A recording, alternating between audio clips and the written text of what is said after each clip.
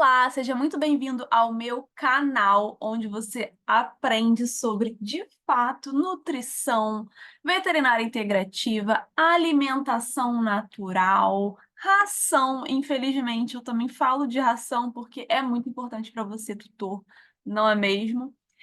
E também falo sobre marketing veterinário, porque além de ser uma ótima veterinária, eu sou muito marqueteira. Então vamos lá aprendendo comigo.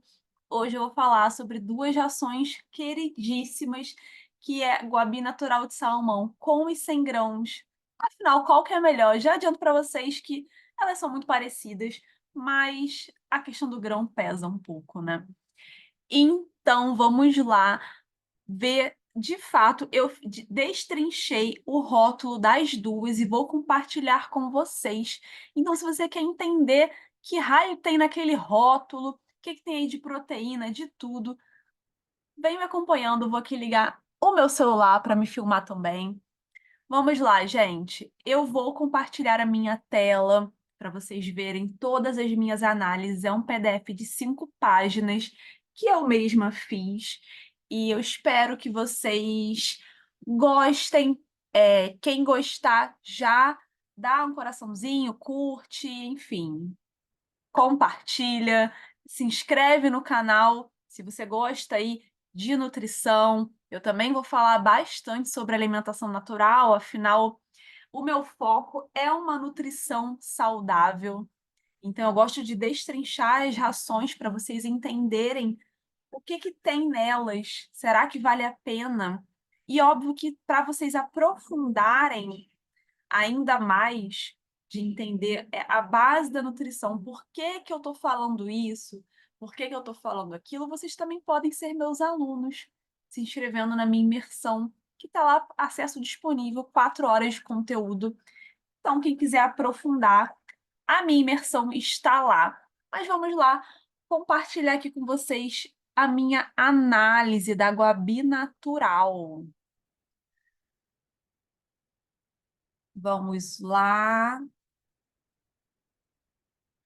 Bom, galera, esse aqui é o relatório que eu fiz de 5 páginas. Primeiro, eu comparo o preço. Obviamente, 100 grãos é mais cara, né? Aqui dá para ver que aqui está em quilo, aqui tem 100 gramas, mas enfim. Uma é 2,92 100 gramas, outra é 3,34 100 gramas. Então, obviamente, 100 grãos vai ser um pouco mais caro e vocês vão entender a diferença agora.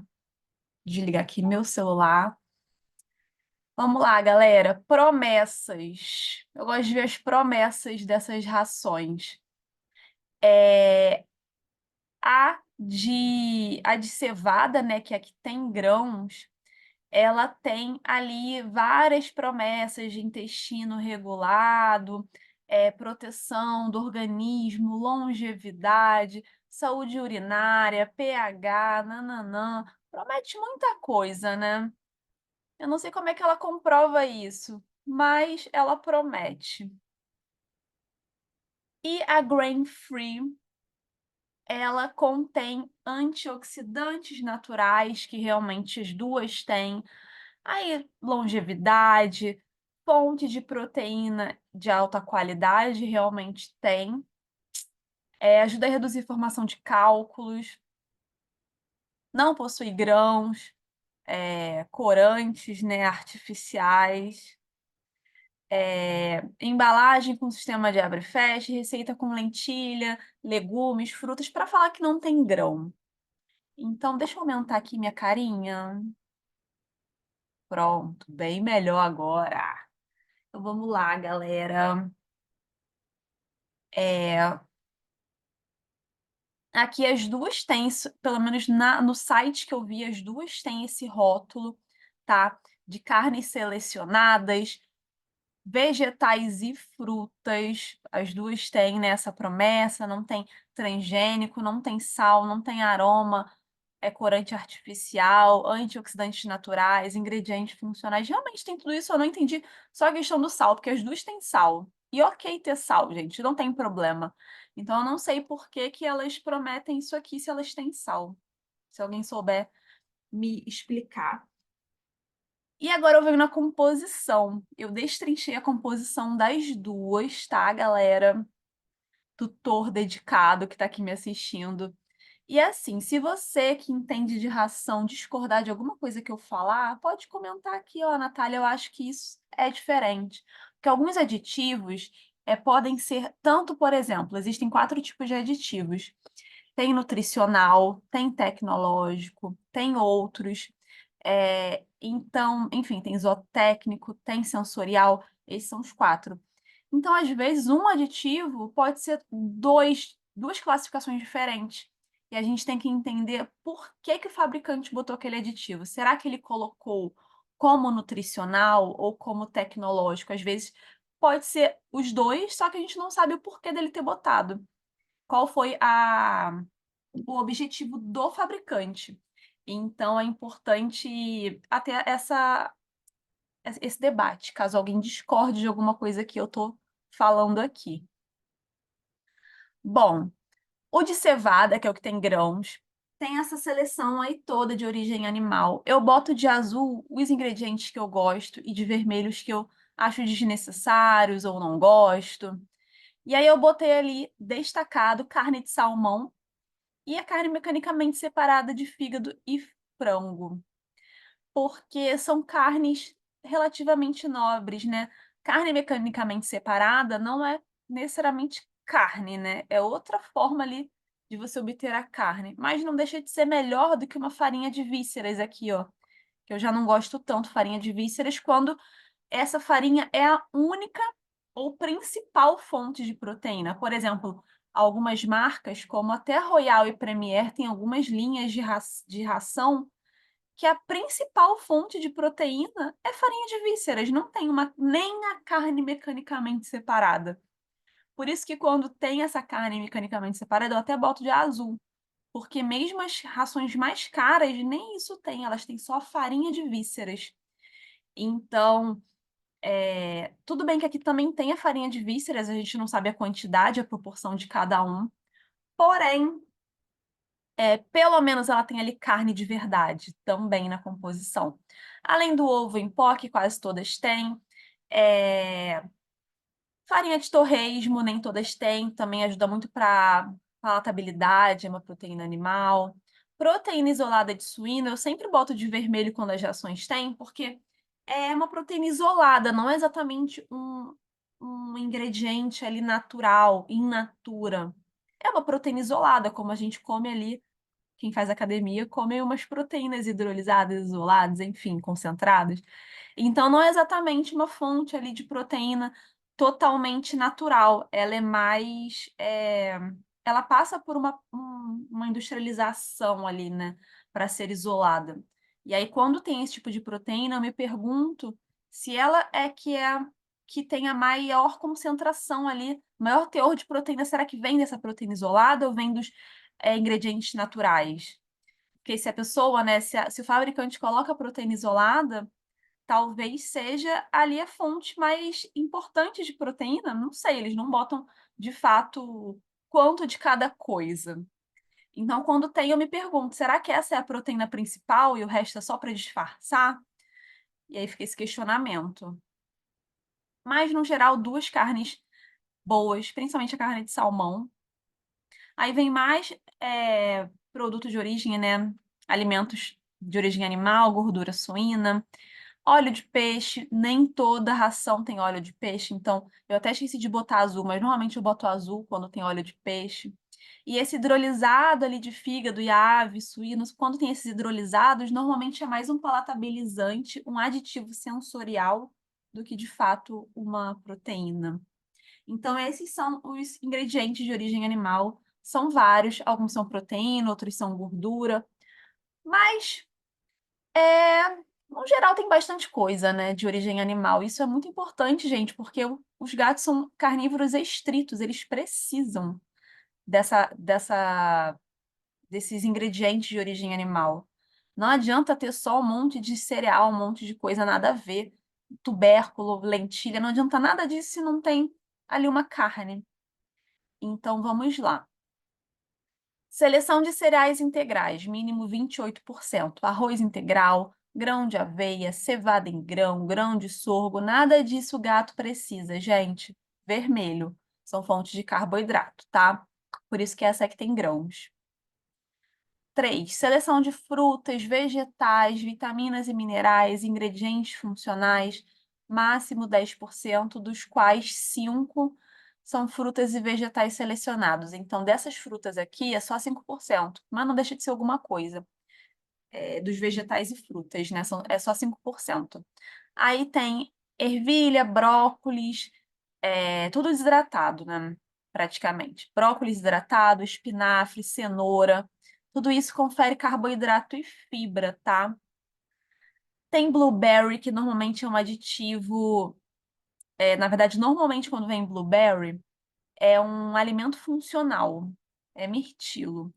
Porém, eles não botaram blueberry, eles botaram extrato de mirtilo blueberry. Quando bota extrato, segundo um documento que eu tenho do Ministério, o extrato de mirtilo é um aromatizante, então não é um alimento funcional. Talvez eu esteja errada, o fabricante pode me dizer aí. Amora desidratada, maçã desidratada, manga desidratada, tudo isso aqui, gente, poderia ser muito bom, tá? Seria interessante, mas os gatos são carnívoros, e aí eu me pergunto, assim, por mais que sejam alimentos naturais, que é muito importante, muito interessante que tenha esses alimentos naturais, é, eu não colocaria nada disso numa dieta de gato para alimentação natural. Então, assim, é melhor do que farinha de trigo, do que milho, do que, enfim, tudo isso que não tem nada a ver com gato. Então, é melhor, sim, uma fruta desidratada, um legume ali desidratado. É melhor, mas continua sendo para gato desnecessário. Então, assim, pensando na alimentação de gato, nada disso aí precisa. De nada desses carboidratos precisa. Pensando em ração, que normalmente tem uma qualidade muito baixa, normalmente não tem nenhum ingrediente real, é só farinha, farinha, farinha, aí é legal.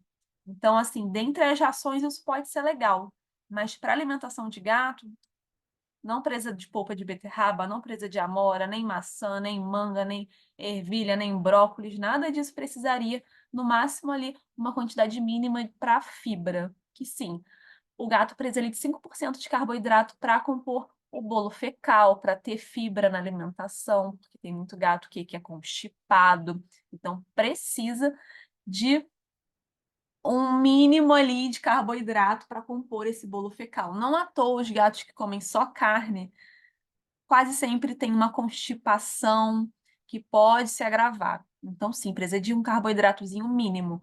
Mas tudo isso, assim, dentre as rações é legal. Agora, se vale realmente, assim, se nutricionalmente precisa, já são outros 500, tá? Essa farinha de alga eu botei como azul, assim como o psyllium, porque é um aditivo nutricional que é fonte de ômega 3, DHA, bem interessante. E o psyllium é uma fibra solúvel que eu passo para os meus gatinhos pacientes que já tem uma tendência à constipação, então a gente passa uma fibra para compor esse bolo fecal. E assim, eu botei ali as frutas de vermelho, mas se o seu gato gosta de fruta, ok, a gente não corta a fruta para um animal que gosta de fruta, dentro ali, né, das calorias, num horário legal, né, para ficar dando fruta a cada 3 horas. Mas, no geral, pensando basicamente nutricionalmente, o gato não precisa. Por isso que eu botei ele de vermelho, mas assim, a gente consegue ver ali um meio termo da situação. Essa fibra de cana-de-açúcar é carboidrato e fibra também. Casca de aveia, fibra, mas não acho que vale. Casca de aveia não acho legal para alimentação de gato. Levedura seca de cervejaria é um aditivo sensorial que é palatabilizante. É interessante relatar que existem dois tipos de aditivo. Existe levedura seca de cervejaria e existe levedura seca de cerveja.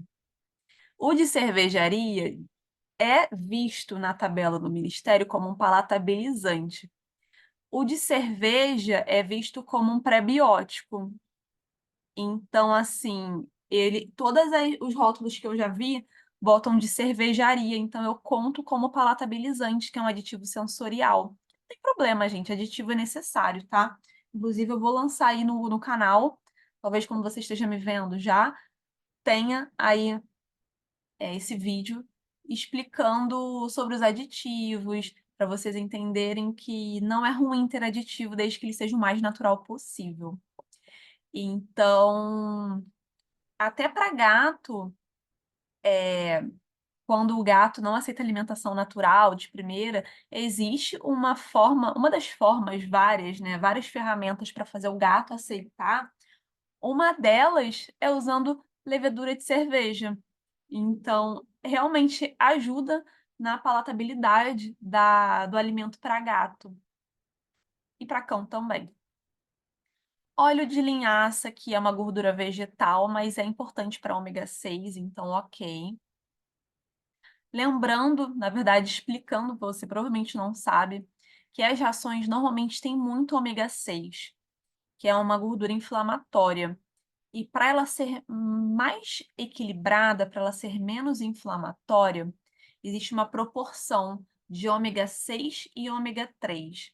O grande problema é que o ômega 6 é muito barato. É óleo vegetal, óleo de soja, óleo de milho. Tudo isso é ômega 6, é um óleo muito barato. Em compensação, o ômega 3 é um óleo super caro, é óleo de peixe. Então, a maioria das reações tem essa concentração errada, porque tem muito mais o 6 do que o 3, então fica numa proporção inflamatória. O certo é ter uma proporção anti-inflamatória. Então, normalmente essa proporção das rações é inadequada, elas não explicam exatamente, nem toda ração explica qual é a proporção dela, a gente às vezes tem que fazer cálculo, mas nem toda ração diz quanto que tem dentro dela de ômega 3, algumas têm, outras não. Então, quando a ração diz que tem ômega 3, eu já fico muito feliz, porque mostra que pelo menos tem, mas só para vocês entenderem que o óleo de linhaça não é exatamente horrível, é o ômega 6. E os outros aditivos? Eu tô falando um por um, mas na próxima ração, que é grain free, repete muita coisa, eu vou passar mais rápido. Bom, tem o sal comum, que eles disseram que não tem. Não sei se é um erro do site da Pet Love, mas eu peguei aquela imagem lá. Talvez não seja aquele rótulo real dessa ração, mas no site da Pet Love diz que uma das promessas é não ter sal, e aqui no rótulo tem sal, mas eu não tenho o rótulo na minha mão para ler e ter certeza. Então vamos lá. Tem vários aditivos nutricionais, naturalmente, porque o aditivo nutricional é como se fosse o suplemento da ração. Por isso que tudo isso aqui é como se fosse suplemento mesmo. A gente chama de premix de vitaminas e minerais. Aí tem tudo isso. Esse de azul, o primeiro é um aditivo zootécnico, na verdade, são aditivos zootécnicos que são pré-bióticos. Então, aqui ele mostra vários pré-bióticos naturais, né? E tem outro aditivo natural, que esse é um aditivo tecnológico, que é um concentrado de tocoferóis. Tudo isso está em porcentagem, porque lá no rótulo ela prometeu que tem antioxidantes naturais, que tem fibras e prebióticos que ajudam o intestino. Quando a ração promete algo no rótulo, na frente, ela tem que provar atrás. Então, quando ela promete coisa na frente, atrás, normalmente essas coisas que ela prometeu, ela bota em porcentagem para provar, ó, eu botei sim lá. Só que normalmente é uma porcentagem muito baixa, né? Só que a gente, assim, dentre os componentes de uma ração, o aditivo sempre vai ser uma quantidade baixa. Então não tem nem como eu falar, ai, tem pouco. Não, provavelmente tem o necessário. Tem mais aditivos nutricionais, tem alguns tecnológicos aí, que são conservantes, mais aditivos tecnológicos e, por fim, aquele combo ali de premix. Normalmente vem tudo pá, no final, que é de vitaminas e minerais. Então, assim, no geral, tirando esses cereais, eu não vi grandes problemas nessa ração, tá? No sentido de ingredientes. E aí vamos para grain free. Tem muita coisa repetida. Ela aqui eu achei interessante porque a de cevada fala que tem carne de salmão. A grain free fala que tem carne mecanicamente separada de salmão, o que me faz questionar se eles escreveram de uma forma diferente ou se essa aqui, a carne de salmão, é menos nobre. Porque não é uma carne, não é como se fosse um filé de salmão. É como se fosse talvez um resto, não sei, é carne mecanicamente separada, não é carne de salmão.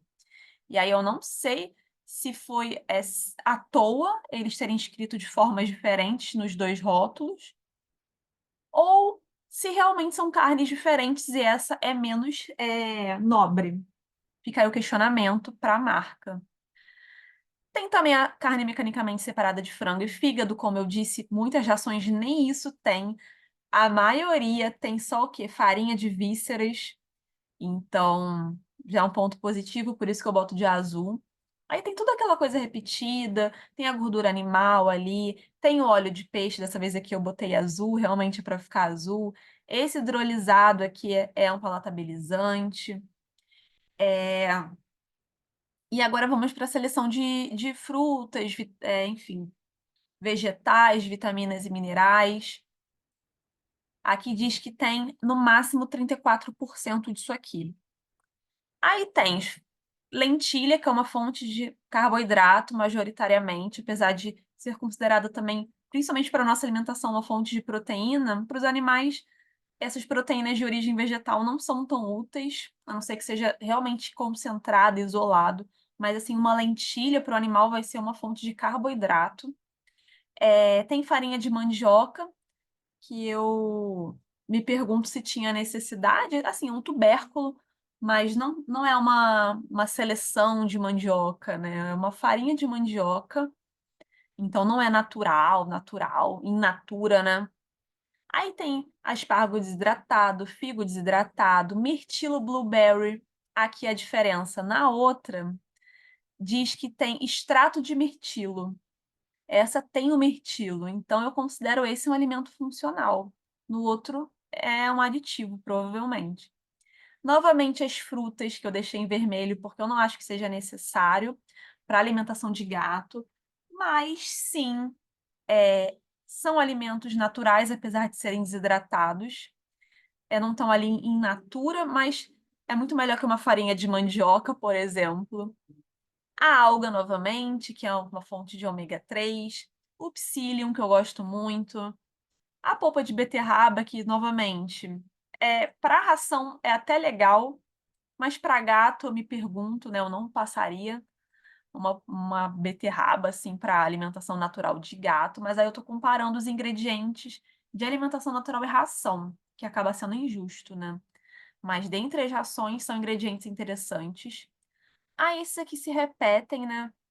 Como eu já expliquei, muita coisa se repete, vocês podem observar de uma ração para outra. Os aditivos também praticamente todos se repetem. Esse aqui tem cúrcuma, que eu considero um aditivo sensorial, que é um corante. Tem o extrato de alecrim, que é um antioxidante natural. Também tem esse aqui, que é outro antioxidante que repete, né? Que é esse de tocoferóis. Tem os prebióticos também, tudo igual, tá? Então, tem bastante coisa parecida numa ração para outra. E o que que muda dos ingredientes? Um ou outro aditivo é diferente.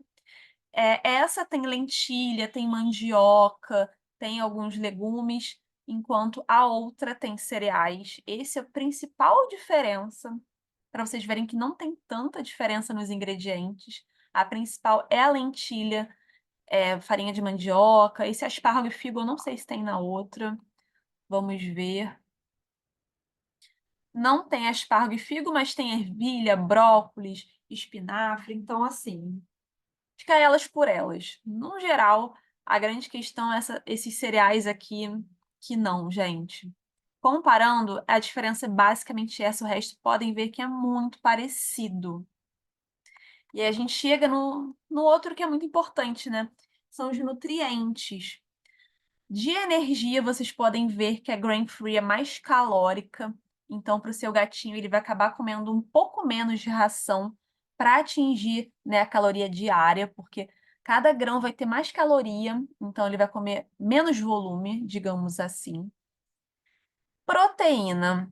A grain-free tem mais proteína e menos carboidrato, então é melhor também na composição de nutrientes. Em compensação, as duas ficam reprovadas, pensando que para gato era melhor aqui nessa composição ter para proteína uns 40% pelo menos e carboidrato até 20%. Então, elas são reprovadas aqui no carboidrato e na proteína, as duas. Mas entre uma e outra, a grain-free é melhor também. E esse em negrito aqui que eu botei do lado, 46, 38, 15, esse aqui já é. Não vem no rótulo. Esse é um cálculo que eu fiz, que eu até ensino esse cálculo na minha imersão. Que é basicamente a distribuição calórica, que é quando a gente considera o alimento apenas realmente considerando carboidrato, proteína e gordura. E para gato, gente, isso aqui que está entre parênteses é o que vocês têm que olhar no rótulo, tá? Esse aqui de negrito é um cálculo. E como é que a gente faz normalmente na alimentação natural? Carboidrato 5 a 10% no máximo. Aqui está 38, aqui está 36. O ideal para gato saudável, 5 a 10. Percebem como a ração, e não só essa tá acima mesmo, tanto que aqui tá 30 e o ideal é até 20, aqui tá 28, o ideal é até 20. As duas estão acima, só que qualquer ração vai estar com essa aqui, ó, esse cálculo que eu tô botando de plus, que não vem no rótulo. As duas estão e todas vão estar acima, porque toda ração tem muito carboidrato. E carboidrato para gato não é necessário. Carboidrato para gato é fonte de fibra para formar bolo fecal, para a saúde intestinal. Não é um carboidrato que vai estar ali fermentando no intestino do gato. Para quê? Para formar depois uma doença inflamatória. Olha o barulho, gente. Eu moro numa principal, do lado de um bombeiro. Então, é para formar bolo fecal, é para ajudar na digestão e não para ficar fermentando um carboidrato e gerando o quê? Uma doença inflamatória intestinal. Inclusive, eu falo disso na minha imersão também, sobre a anatomia, fisiologia do gato e do cão, como é diferente da gente. Então, esse cálculo aqui que está em negrito por fora, que é a distribuição calórica, é o que a gente calcula idealmente até 10%, assim, no máximo, gritando, chorando. E vocês veem que está quase 40%. Proteína para gato é pelo menos 50, tá?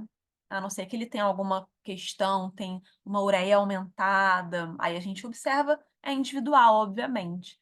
Mas, no geral, ela não passou nesse teste aqui dos nutrientes, infelizmente, apesar de ter ingredientes muito legais. Dentro do possível, tem ração que nem isso tem, mas o ideal mesmo, vocês olhando no rótulo, tentar uma ração que tenha ali uns 40% de proteína do valor que está no rótulo, tá bom?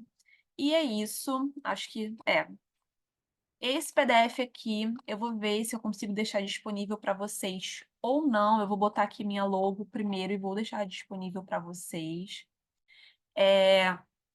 Eu espero que tenha ajudado, clareado, para vocês entenderem que uma coisa é uma ração ter ingredientes o mais natural possível. Outra coisa é esses ingredientes serem necessários para o gato. São coisas diferentes. Porque por mais que tenha ali uma polpa de beterraba, fruta, farinha de mandioca, ninguém vai dar uma farinha de mandioca para o gato lamber uma farinha, gente. Então, assim, tem ali os ingredientes que são um pouco mais naturais, porém, o gato não precisa. Então, é aquela coisa, comparando uma alimentação natural com a ração vai estar sempre, sempre, sempre atrás. Não tem jeito. A ração sempre perde. E se você quer aprender mais sobre ração, ou sobre alimentação natural, ou sobre longevidade, me segue no Instagram também, meu arroba é vetfuncional. Lá eu boto os vídeos lá, né, mais curtos. Tô sempre nos stories mostrando minha rotina, mostro, eu testando alguns alimentos no software que eu trabalho, para vocês verem como é de fato o cálculo e como dá errado também. Se você faz alimentação natural por conta própria, provavelmente você faz errado. Então, continua me acompanhando, seja meu aluno se você achar que deve aprofundar. E me segue no Instagram para aprender cada vez mais sobre como dar longevidade, porque são as duas coisas que eu prezo no meu atendimento e no meu trabalho. Longevidade, que é o animal viver mais e melhor, o melhor possível e o máximo que a gente consegue dentro das questões que ele tiver. E também cuidar da base da saúde, que não é encher o animal de remédio. É aquela coisa, será que é mais caro internar um animal e gastar R$ 10.000, comprar um monte de ração terapêutica, que é mais de R$ 1.000 por mês, ou cuidar da base da saúde hoje? É por sua conta. Então, continua me acompanhando, que eu vou trazer mais rações. Vou trazer vídeo aí sobre como avaliar a ração. Então, aí não é sobre uma ração, mas como você analisar qualquer ração. Então, já se inscreve no meu canal e dá aí o joinha, o coraçãozinho e tudo mais.